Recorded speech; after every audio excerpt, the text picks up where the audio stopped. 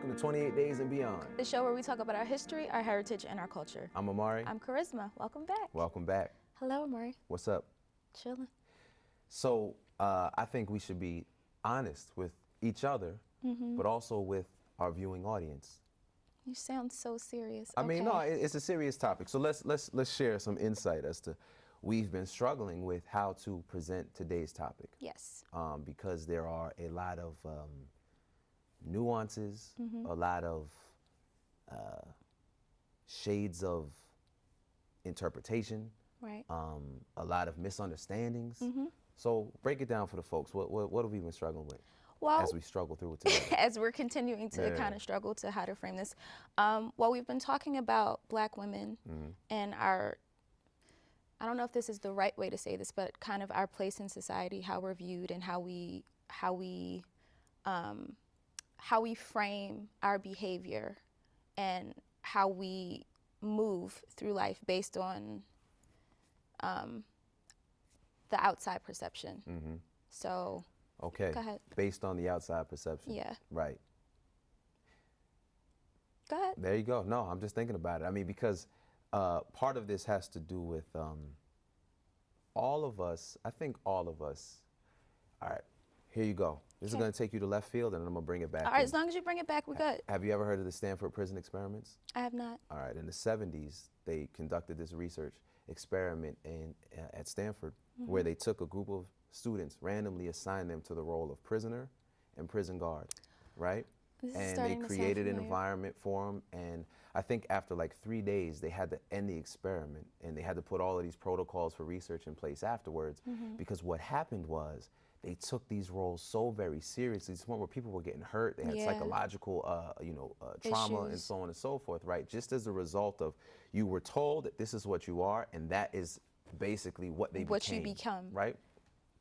So let's bring that back. There was an experiment similar to this with eye color that was done in the school, where I think the people that had brown eyes were told that they were better than the people with blue eyes or something like that, where the people in the children in the class basically got to see what it was like to be treated a certain way based on something they had absolutely no control over, and what it did to them psychologically. So me bringing that back to, I don't know, home base, or I don't know wherever, but somewhere within the realm of playing, is that this very idea is something that impacts all of us in society, right? If I tell you, oh, you're going to work and you're a waiter, once you step in that door, you're going to embody what it means to be, right? A waiter, When we enter power into the equation, or the denial of power, right, oppression, how does that shape the lived experiences of people?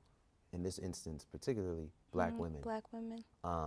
This is a deep topic, we are fortunate to be joined today by Iquail Shaheed, who is a choreographer and director who is working on a phenomenal dancer. World renowned, I believe that'd be the case. He's a researcher as well. I mean, really diving into this topic in all that it has to offer.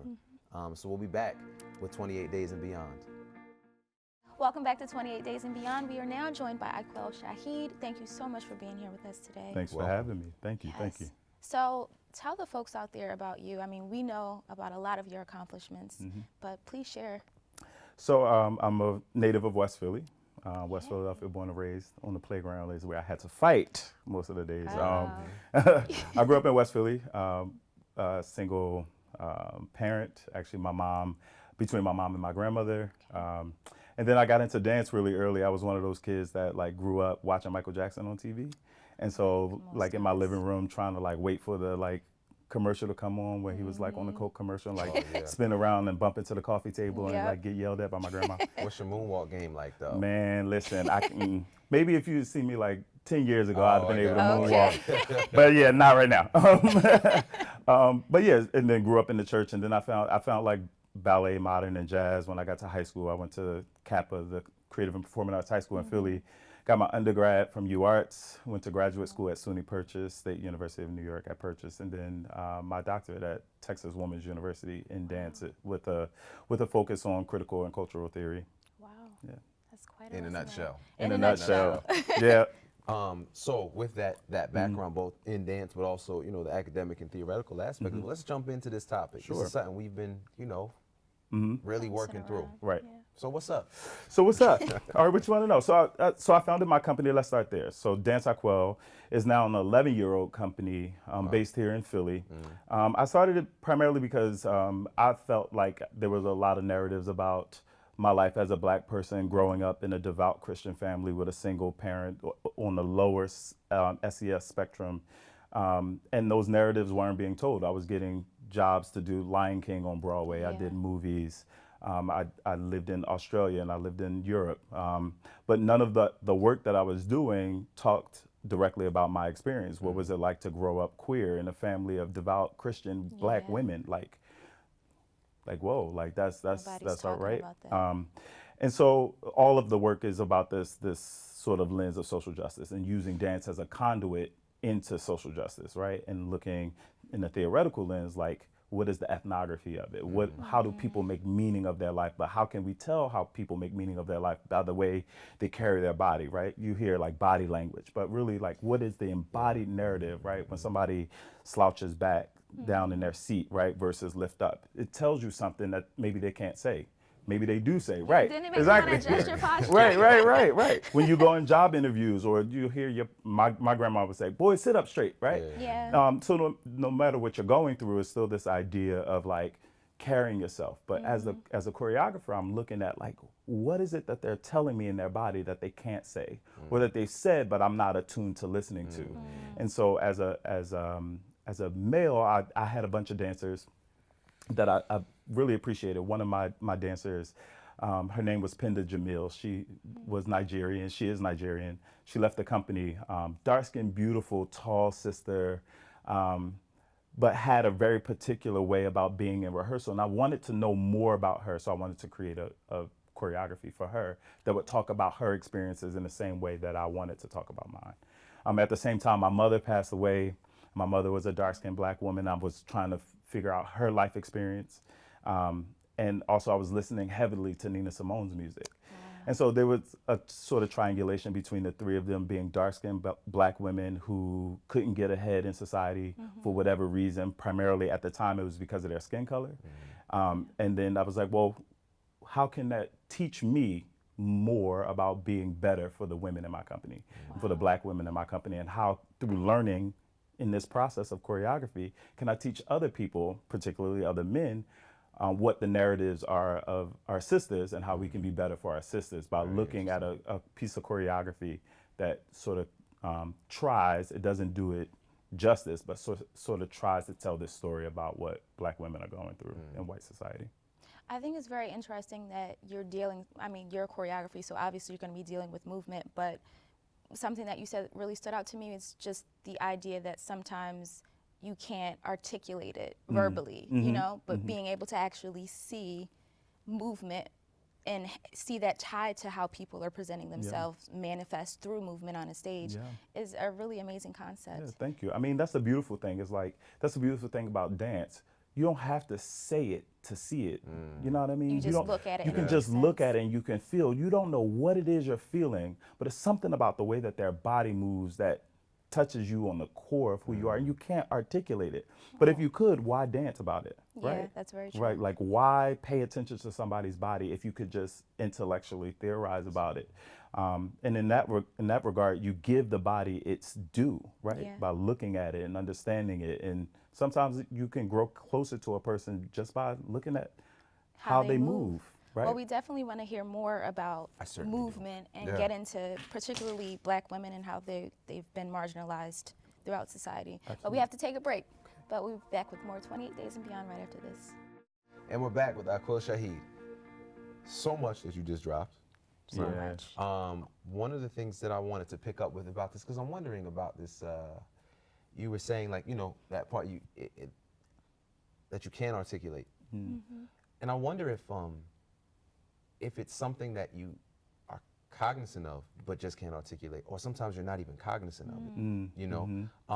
So you've been working on this for a long time. Yeah, for a few years. I think we originally premiered this piece of choreography, Black Swan, and I should say the title comes from a song by Nina Simone. All of the music is by Nina Simone, but we paid very close attention to what she was saying in a lot of the lyrics, as well as some of the pieces that are in her songbook that aren't very well known for what it also illustrates about her, the depth of who she was as an artist and as a master musician, that kind of marginalizes her when you only hear her pop commercial stuff. And so that ultimately you take in, wow, like Nina Simone, the activist, actually is a great classical pianist and a great lyricist and a great vocalist, and you don't really get to hear it. Why? And then you start to ask these questions, and then put that in conversation with what you're seeing on stage, so that ultimately all the elements are articulating, right? They are articulating it in a very astute way, but also the narratives are nuanced, right? So you can go this lens versus that lens. You can go on the surface colorism, right? Dark skin versus light skin, different sort of textures of hair. But then you can start to go, is it conscious or is it subliminal? Are we playing into it to get ahead, or are we like just not aware of it, right? Or, you know, are we aware of it but intentionally making choices? And this is my personal belief, that we all have to make choices in order to survive, right? Going back to my mother gave up her life and her career in order to raise her kids and have a family, and ultimately fell into a substance abuse for her personally. But she was making conscious decisions about self-sacrifice, right? And I feel like a lot of dancers do that on a daily basis, and we don't talk about that, right? Because they make all these sacrifices about who they are, only to get ahead and do roles that aren't about their culture, that aren't about, and I'll say Black women, that aren't about being a Black woman. It's about being something else. And so the work, hopefully, is not the answer, but the questions that the audience, the dancers, and myself ultimately start to begin to ask after seeing the work. Not that the work is intended to answer these questions, because that would further marginalize the experience of Black women.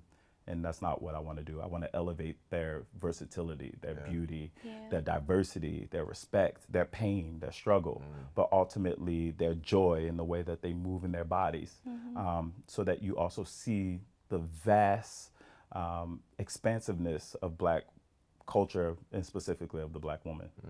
That's so much to unpack. I mean, it's beautiful, because I remember being a little girl, right? And I've always been into the arts. So my mom, my dad were like, okay, well, you like dance, so let's get you into dance. And so I took ballet, I took jazz, I took tap, I took modern.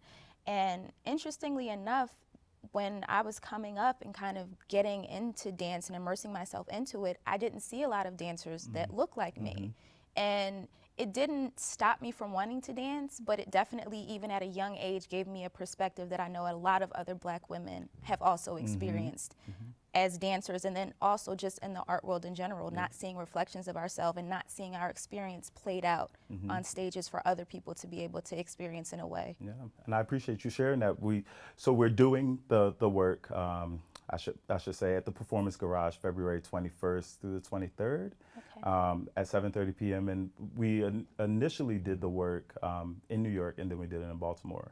And we always end the work with a post-performance discussion that's intended to be 15 minutes. The last one was an hour and a half. I'm not surprised. And Black women stood up and were crying, literally crying. And I'm not even like over dramatizing it, literally crying, because they had never seen themselves represented in the way, on stage in this way. Yes, they've seen Black women dancing about Black culture, but not in a way that was specific to their experiences as Black women, and dancing it from a position of pride, not a position of doom and gloom as us. Yes. Right? And so that's the celebratory aspect that I want people to come from the work, and continue to allow it to be the conversation with younger girls and even men. Like it's not just for one, it's for all of us to realize and say, hey, I'm sorry you had that experience, and I appreciate you, I value you, you are valid, you are wonderful, you are joyous.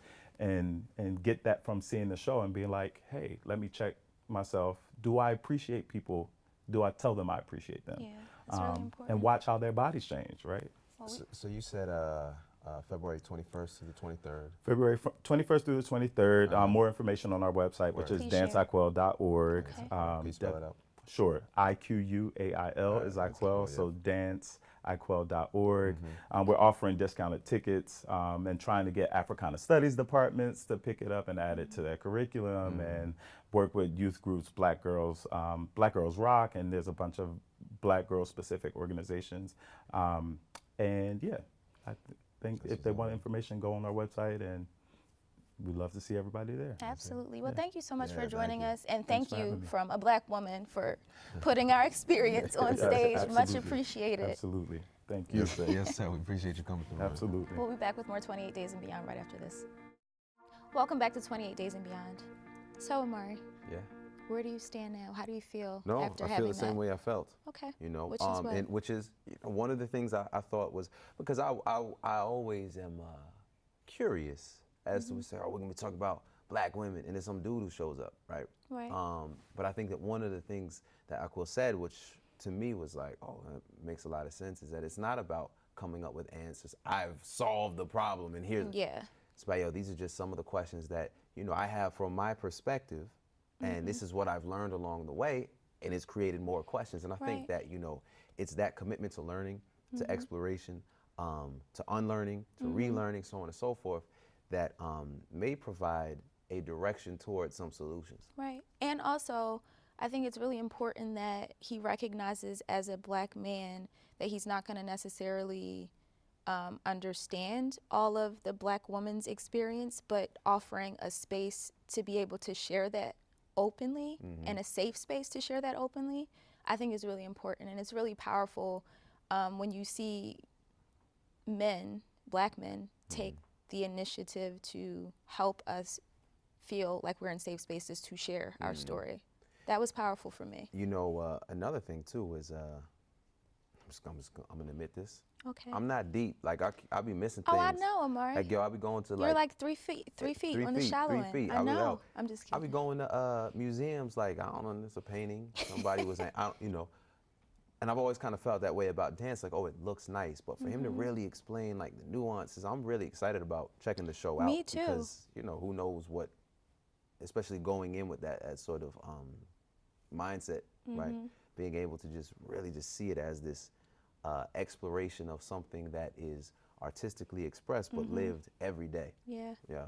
I think the beauty of dance is that the movement can incite a variety of feelings for the audience. Do you know what I mean? Yeah. Like, there's no one thing that you're supposed to feel coming away from a work like this. It's a myriad of things that you can feel, and that's the beauty of it. Just seeing it play out and allowing yourself to feel whatever you feel. Yeah. I think that's the point. That's what's up. Yeah, I can't wait to see it. Yeah, February 21st through the 23rd. The 23rd. It's coming up right this very month. Yep. This very month. This has been another episode of 28 Days and Beyond, where we talk about our history, our heritage, and our culture. We'll see you next time.